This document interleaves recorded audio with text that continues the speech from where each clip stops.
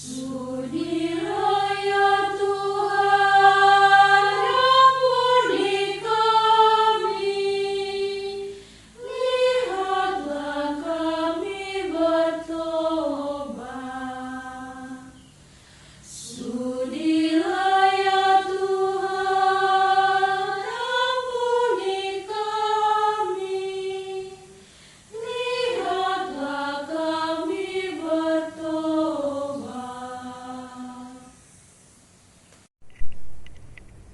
Dalam nama Bapa dan Putera dan Roh Kudus. Amin. Semoga kasih karunia Tuhan Yesus Kristus dan persekutuan Roh Kudus beserta kita, sekarang dan selama-lamanya.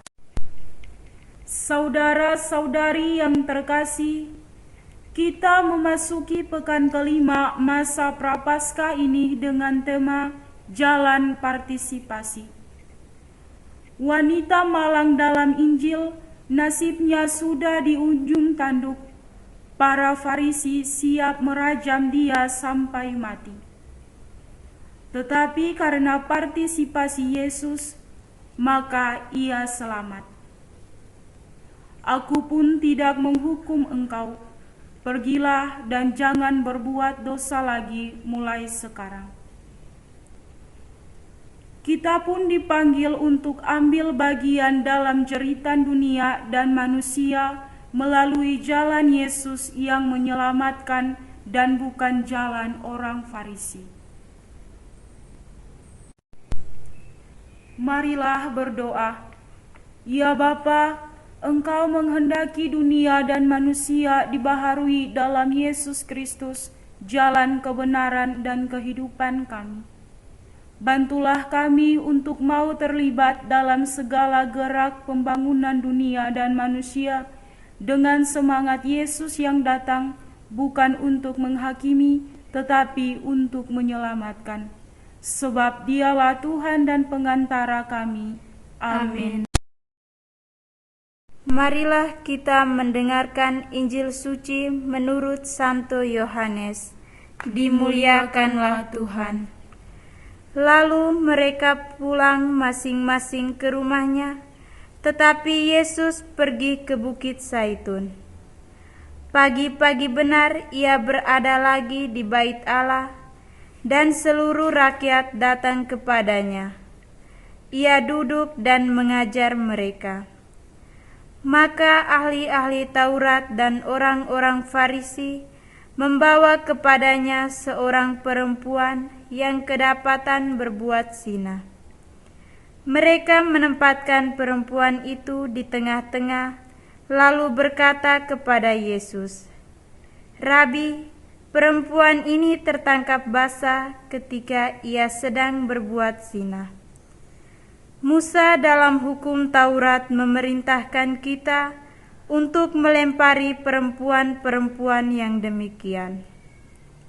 Apakah pendapatmu tentang hal itu?" Mereka mengatakan hal itu untuk mencobai dia, supaya mereka memperoleh sesuatu untuk menyalahkannya. Tetapi Yesus membungkuk lalu menulis dengan jarinya di tanah. Dan ketika mereka terus-menerus bertanya kepadanya, ia pun bangkit berdiri lalu berkata kepada mereka, "Barang siapa di antara kamu tidak berdosa, hendaklah ia pertama melemparkan batu kepada perempuan itu." Lalu ia membungkuk pula dan menulis di tanah. Tetapi setelah mereka mendengar perkataan itu, pergilah mereka seorang demi seorang, mulai dari yang tertua. Akhirnya tinggallah Yesus seorang diri dengan perempuan itu yang tetap di tempatnya. Lalu Yesus bangkit berdiri dan berkata kepadanya, "Hai perempuan, di manakah mereka? Tidak adakah seorang yang menghukum engkau?" Jawabnya, "Tidak ada, Tuhan." Lalu kata Yesus, "Aku pun tidak menghukum engkau. Pergilah dan jangan berbuat dosa lagi mulai dari sekarang. Demikianlah sabda Tuhan. Terpujilah Kristus.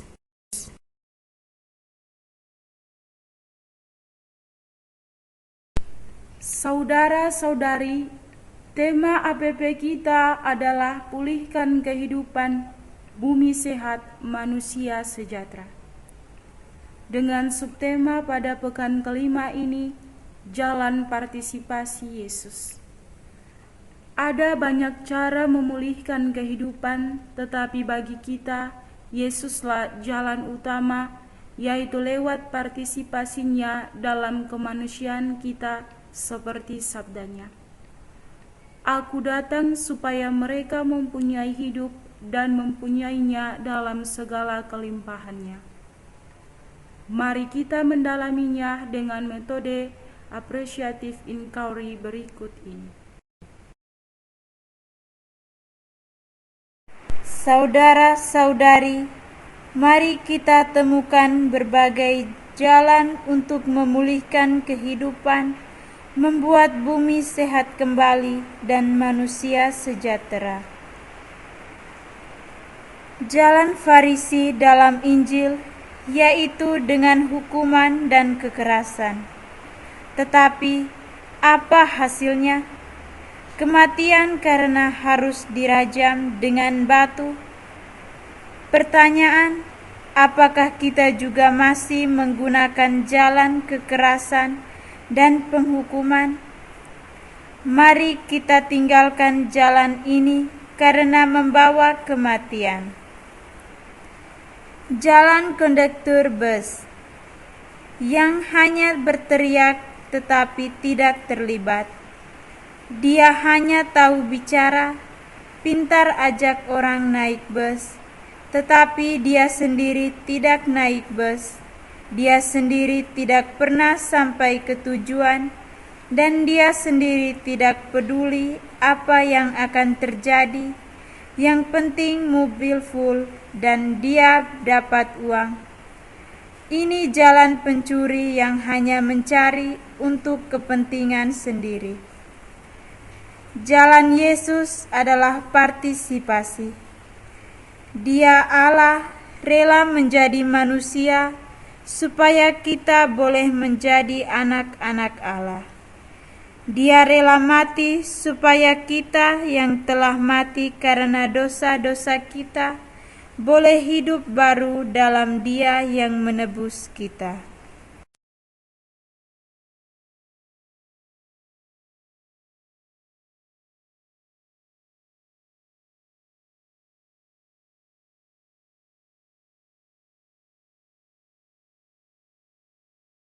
Saudara-saudari, jalan manakah yang menjadi impian kita untuk memulihkan kehidupan, membuat bumi sehat dan manusia sejahtera? Mari kita diskusikan apa yang menjadi mimpi, cita-cita kita, baik pribadi, keluarga, wilayah rohani, stasi, atau paroki kita. Pribadi, apa yang menjadi mimpi atau cita-citaku untuk mewujudkan pembaharuan dunia dan manusia?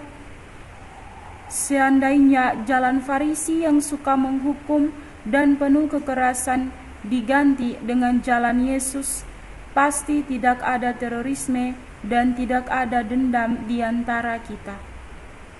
Tuhan, semoga aku menjadi alat cinta-Mu melalui jalan Yesus yang mau terlibat dalam pergumulan hidup manusia dalam dunia.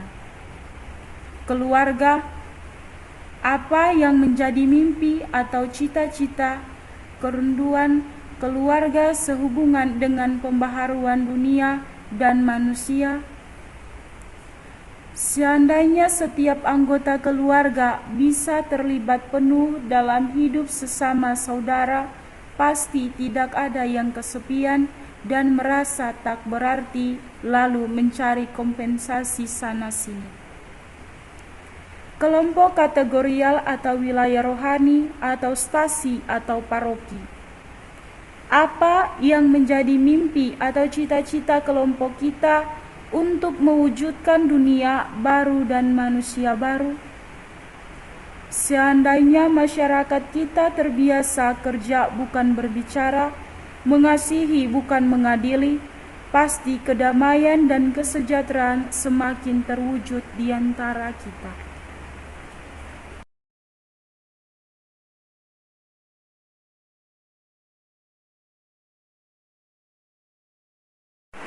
Mari kita merencanakan atau merancang apa yang akan kita buat sepanjang minggu ini dan seterusnya sebagai bentuk pertobatan kita untuk mewujudkan bumi baru dan manusia baru. Pribadi, aku mau keluar dari zona nyamanku dan berpartisipasi baik dalam keluarga, dalam umat pun masyarakat tanpa takut ditolak atau terluka. Keluarga, mari kita terlibat dalam gerakan pantang dan puasa keluarga, terlibat dalam makan dan doa bersama keluarga, terlibat dalam gerakan teman dan dapur hidup keluarga. Juga mari kita latih kebiasaan baru untuk berpikir 10 kali baru berbicara sekali, atau kebiasaan cek-recek baru mengirim pesan dalam media sosial. Kelompok dan paroki. Gerakan kelompok dan paroki untuk mewujudkan dunia baru dan manusia baru, mendorong komunitas ekologis yang inklusif dan komunitas tangguh bencana yang inklusif. Saudaraku yang terkasih, dalam bacaan Injil tadi kita sudah mendengar bagaimana Yesus mau terlibat dalam hidup wanita yang nasibnya sudah di ujung tanduk. Dia sudah siap untuk mati dirajam karena dosa, tapi karena Tuhan Yesus mau masuk dalam hidupnya, terlibat dalam peristiwa yang sedang dialaminya, maka kehidupan yang hampir punah itu ditumbuhkan kembali. Kehidupan yang hampir binasa itu dipulihkan kembali. Itulah jalan Yesus yang dari Allah sudi menjadi manusia. Supaya apa? Supaya kehidupan yang sudah ada baik adanya teratur. Sejak penciptaan boleh terus berkembang, boleh terus bertumbuh menghasilkan buah-buah. Nah, kita sudah renungkan tadi ada jalan Farisi. Tapi dengan cara ini kita yakin semua akan mati. Kita yakin semua akan binasa. Kenapa tidak ada satupun dari kita yang sempurna? Maka benih hidup yang ada sekalipun tinggal kecil dengan jalan Farisi akan habis. Begitu juga dengan jalan yang hanya tahu berbicara, yang hanya tahu berkoar-koar.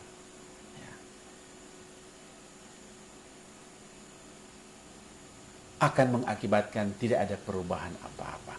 Selain itu semua, maka mari kita kembangkan jalan hidup Yesus, yaitu terlibat tanpa takut terluka, mengampuni tanpa takut tertipu. Melalui Dia, Allah yang mau terlibat dalam hidup manusia, Allah itulah yang menyempurnakan apa yang sudah dimulainya sejak penciptaan dunia. Daya hidup diberikan, keteraturan diberikan, supaya semua terus bertumbuh berkembang, menghasilkan buah-buah, tapi juga mencapai keselamatan, mencapai kesempurnaan di dalam Dia. Saudaraku yang terkasih, melalui Yesus inilah kita semua diminta lewat masa puasa ini untuk ambil bagian dalam hidup dunia ini. Apa itu? Berpartisipasi dalam keteraturan yang sudah ada. Supaya apa? Supaya yang sudah teratur dari penciptaan menjadi lebih baik lagi, menjadi lebih indah lagi, menjadi lebih berbuah banyak. Begitu juga dengan daya kehidupan yang sudah ada sejak penciptaan. Dengan partisipasi kita membuat hidup yang sudah ada menjadi terus bertumbuh dan berbuah seperti yang Tuhan Yesus buat untuk kita. Dia datang supaya kita mempunyai hidup dan mempunyainya dalam segala kelimpahannya. Wow, luar biasa. Maka itu dalam masa tobat ini, masa untuk membaharui diri kita, masa untuk membaharui masyarakat kita, tapi juga masa untuk mengarahkan seluruh yang ada dalam dunia ini untuk bersama-sama mewujudkan cita-cita penciptaan Tuhan Allah Bapa kita, yaitu keselamatan bersama. Maka itu mari lewat gerakan-gerakan yang ada, baik dalam pribadi-pribadi, gerakan-gerakan dalam keluarga-keluarga, mari kita buat yang sudah teratur menjadi lebih indah lagi. Yang sudah ada kehidupan, mari kita tambahkan, kita maksimalkan. Maka itu taman-taman yang ada kita buat menjadi lebih indah. Tanah-tanah yang ada belum tergarap, mari kita olah bersama-sama sesuai dengan ajakan Bapak Uskup. Bapacol, Batanam, dan Bapanen. Di sanalah partisipasi kita menjadi nyata seperti yang diteladankan oleh Tuhan kita Yesus Kristus. Di minggu yang kelima ini kita mau berdoa bersama-sama, semoga jalan partisipasi ini tidak berhenti sampai di masa puasa ini, tapi terus menjadi bagian hidup kita, terus menjadi perilaku kita untuk mengembangkan dunia ini menjadi lebih berselamat, tapi juga untuk membangun kebersamaan kita sebagai manusia untuk semakin dekat dengan Bapa Pencipta kita. Allah Bapa yang Maha Baik, Engkau mau menyempurnakan seluruh ciptaanmu dengan mengutus Yesus Putramu datang ke dunia menjadi sahabat seperjalanan kami, supaya kami semua selamat. Dalam kepercayaan itulah kami berani memanjatkan permohonan kami. Bagi gereja, ya Bapa, semoga gereja menjadi teman seperjalanan siapapun yang mengalami keterasingan, bahkan terancam hidupnya. Semoga dengan keterlibatan gereja dalam seluruh kegembiraan dan harapan dunia ini, semakin nyatalah karya penyelamatan-Mu bagi dunia dan semakin terwujudlah kerajaan-Mu. Marilah kita mohon. Tuhan, dengarkanlah umat-Mu. Bagi masyarakat kami, semoga masyarakat kami semakin terbuka untuk menerima perbedaan dan keunikan warganya, semakin melindungi yang lemah dan memajukan semua pihak demi kesejahteraan bersama. Marilah kita mohon. Tuhan, dengarkanlah umat-Mu. Bagi para pendosa, ya Bapa, berilah kekuatan-Mu kepada para pendosa untuk bertobat, sehingga alam yang sakit dan manusia yang menjerit boleh terpulihkan dalam kasih pengampunan-Mu. Marilah kita mohon. Tuhan, dengarkanlah umat-Mu. Bagi paroki kita, ya Bapa, ada banyak rencana gerakan nyata di paroki kami, baik di tingkat wilayah rohani, stasi, pun paroki dan keuskupan. Bantulah kami mewujudkan semuanya itu. Semoga kami semakin berani terlibat dalam hidup bersama tanpa takut terluka. Semoga hidup baru itu mulai bersemu dari paroki kami. Marilah kita mohon. Tuhan, dengarkanlah umat-Mu. bagi kita di sini. Bantulah kami ya Bapa, supaya kami sanggup mewujudkan pertobatan kami melalui karya nyata sesuai dengan rencana pribadi, keluarga, dan paroki kami.